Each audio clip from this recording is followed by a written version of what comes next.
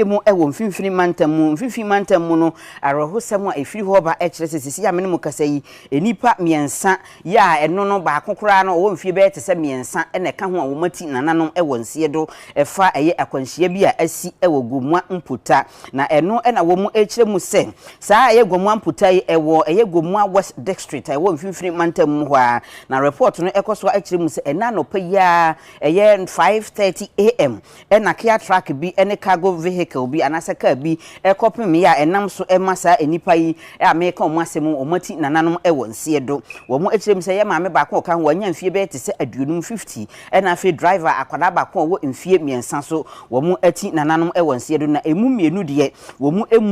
omuti nananom wo nsie do ewo amunum ho a wo mu ekirem se kia track na kura no etese de eka bo mu no na enipa no kura no wo mu ati nananom wo nsie do so na so no mu da so ehye saa kia track ni mu a eno wo mu enam so ema aye apam fire service for enetimi ba ye wo betwitwa ya ansa na yetumi eyi saa enipa amu no efri mu na wo mu echirem so saa kia ka no na efri mankasi mu a eba ka so a no pa no ya ye obi a na ogina ho de nani krochi awisie ehunu bi echirem so saa kia ka no wo no ena ye mfumso a oye wrong overtaking na chese wa ba bi ofa ye na ni sen ko fa ho a na opese opa obi hu eno na nam so ema one ka yi kokohia ya menemu kasai no enipa miensan ati nananom ewo nsie do na eno nam so kra ma adrobafo no mu ba ko ne na oka cargo no okokopie mu ewo Gomoa Ochire police station e de kokoto wo mu anim nam so ema aya police fo no so eba behwe ne kama sisi menemu kasai no wo mu ayi amu no akwakopie mu ewo apam eye mochira wo mu hwe anim se eye drabafo mienu ana omka ho a nyankopon adom wo mu anti nananom ewo nsie do no wo mu so agya yarehwe